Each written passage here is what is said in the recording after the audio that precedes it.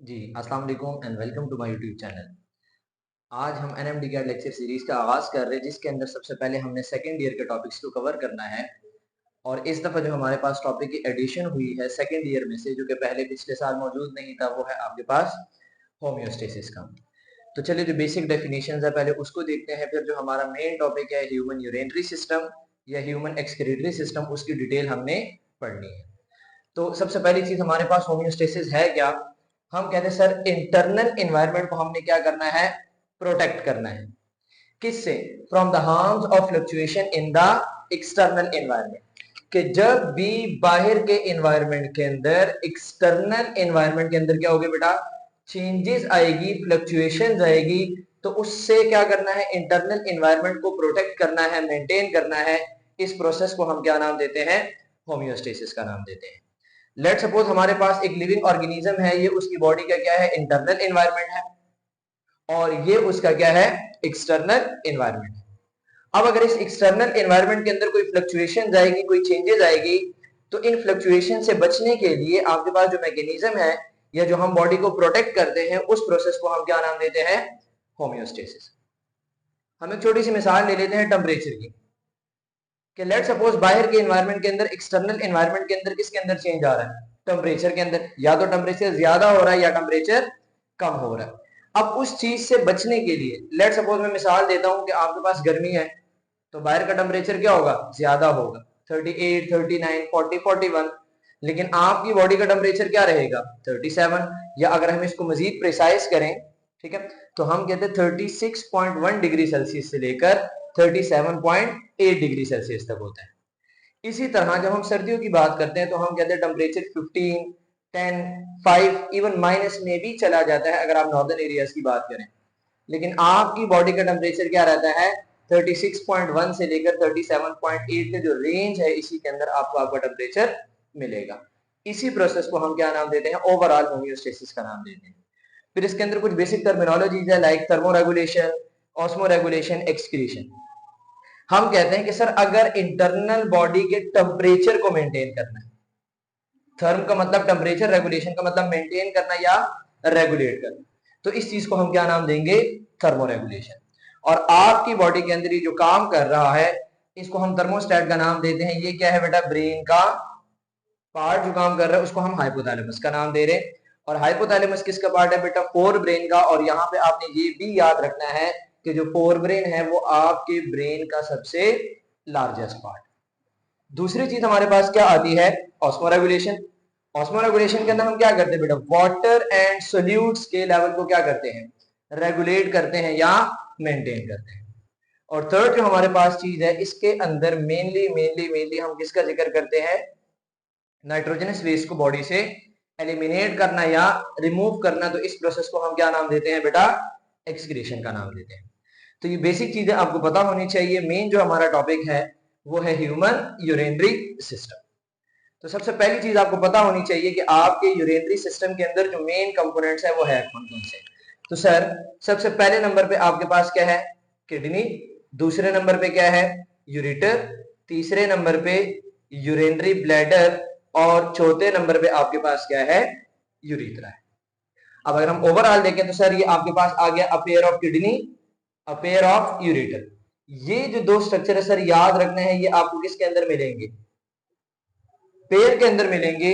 बाकी sir, urinary bladder एक pouch like structure है, और यूरिथ्रा ये आपको पेयर के अंदर नहीं मिलेंगे, ये सिंगल होंगे। अगर इन्हीं किडनी के ब्लड सप्लाई की बात करें मेनली, तो हम कहते हैं सर, हार्ट से एब्डोमिनल अयोटा आ रहा है, उसके एक ब्रांच है जिसको हम क्या नाम देते हैं? Renal artery. ये हार्ट में से ऑक्सीजनेटेड ब्लड को किडनी की तरफ लेकर आता है। इसी तरह यहां से जो डीऑक्सीजनेटेड ब्लड है, वो रीनल वेन में, वो रीनल वेन जाके किसके अंदर ड्रेन होती है बेटा? Inferior vena cava.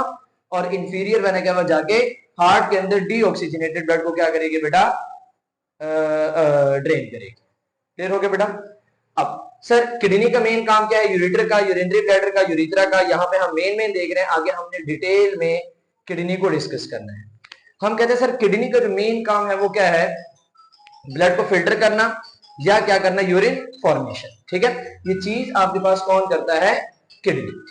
किडनी का काम क्या है? यूरिन फॉर्मेशन या ब्लड की फिल्ट्रेशन या ब्लड की यूरेटर का काम क्या सर, वो वहां पे जो आपके पास यूरिन की फॉर्मेशन हो गई थी सर, वो यूरिन वहां से यूरिनरी ब्लैडर का जो लाने का काम है वो आपके पास किसका है, यूरेटर का है।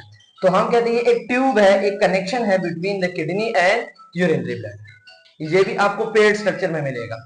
थर्ड नंबर पे क्या है, यूरिनरी ब्लैडर है, जिसका मेन काम क्या है बेटा, यूरिन को स्टोर करना।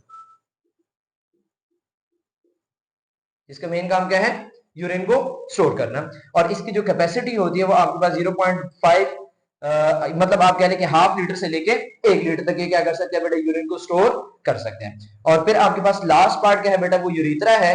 यूरिथ्रा का मेन काम क्या होता है बेटा, जो यूरिन है उसको बॉडी से बाहर आउट करना।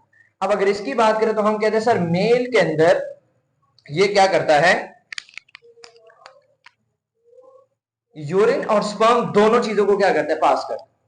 और अगर हम फीमेल की बॉडी के अंदर बात करें तो ये सिर्फ और सिर्फ किसको पास करेगा बेटा, यूरिन को। यहीं पे दूसरा पॉइंट याद रख ले कि सर यहां पे जो इसकी लेंथ है in the case of male वो ज्यादा है, और यहां पे बेटा इसकी जो लेंथ है वो क्या है, कम है। यहां पे लेंथ क्या है बेटा, कम है। तो ये बेसिक सी चीजें ओवरव्यू आपने याद रखने किसके बारे में बेटा, ह्यूमन यूरिनरी सिस्टम या ह्यूमन एक्सक्रीटरी सिस्टम के बारे में। अब इसके अंदर जो चीज हमने मेन डिटेल में पढ़नी है वो आपके पास क्या है बेटा, किडनी। तो स्ट्रक्चर ऑफ किडनी के अंदर बेसिक जो चीज आपको पता होनी चाहिए, सबसे पहली चीज यहां पे आएंगे कुछ बेसिक टर्मिनोलॉजी है, लाइक के सर किडनी है क्या, तो हम कहते हैं sir it is a bean shape structure. कहां पे आपको मिलेंगे सर, एब्डोमिनल कैविटी और आपके वर्टिब्रल कॉलम के डॉर्सली और लेटरली। सर डॉर्सली का मतलब होता है पीछे की तरफ, और लेटरली का मतलब होता है साइड। मगर अगर ये आपका क्या है, वर्टिब्रल कॉलम है, तो इसके पीछे, ठीक है, यहां पे, और इसके साइडों पे लेटरली। इसके लिए हम क्या वर्ड यूज करते हैं बेटा, डॉर्सली एंड लेटरली। अगर इसके डायमेंशन की बात करें तो हम कहते हैं सर इसकी लेंथ कितनी है टोटल, वो है 12 सेंटीमीटर। विड्थ कितनी है सर, 6 सेंटीमीटर। और अगर मोटाई की बात करें, थिकनेस की बात करें, तो आपके पास कितनी है, 4 सेंटीमीटर।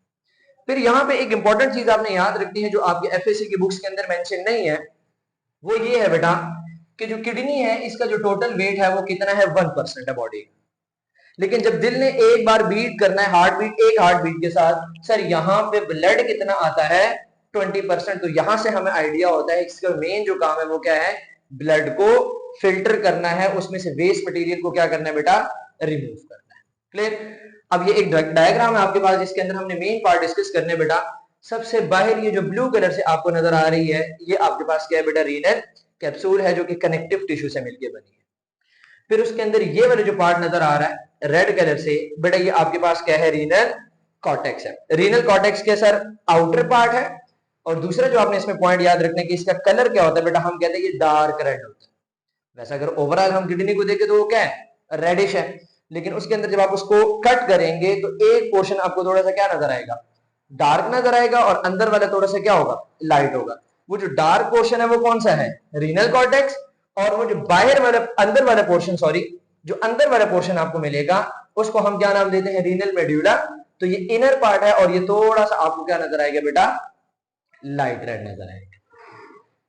अब इसी रीनल मेडुला के अंदर आपको कुछ ट्रायंगुलर शेप या पिरामिड लाइक स्ट्रक्चर जो कि ग्रीन कलर से आपको शो हो रहा है बेटा, इसको हम क्या नाम देते हैं, रीनल पिरामिड्स। इसी रीनल पिरामिड्स के आगे जो एक्सटेंशंस कह लें कि सर ये जो छोटे छोटे हैं इसको हम माइनर कैलिक्स, और यही जब आगे आगे आपके पास आते हैं तो इसको हम नाम क्या देते हैं, मेजर कैलिक्स का नाम देते हैं। और जिस एरिया ये जो ग्रीन से लेबल किया है इसको हम क्या नाम देते हैं, रीनल पेल्विस। अब यहाँ पे बड़ा एक कंफ्यूजिंग सा पॉइंट है, आपने याद रखना है कि सर अगर किडनी के अंदर जब यूरिन बन गया उसने कहां पे स्टोर होना है, रीनल पेल्विस, ये बात याद रखनी है। और अगर आपसे ह्यूमन यूरिनरी सिस्टम में ओवरऑल पूछते कि सर कहां पे स्टोर होता है, तो आपने याद रखना है यूरिनरी ब्लैडर। तो एक सर एमसीक्यू आता है कि यूरिन किडनी के अंदर कहां स्टोर होता है, और एक एमसीक्यू आता है कि यूरिनरी सिस्टम में कहां पे स्टोर होता है। तो किडनी की बात करेंगे हम कहते हैं सर रीनल पेल्विस, और अगर यूरिनरी सिस्टम की बात करते तो हम कहते हैं कहां पे, यूरिनरी ब्लैडर के अंदर। तो ये एक पॉइंट आपने क्लियर कर लेना है।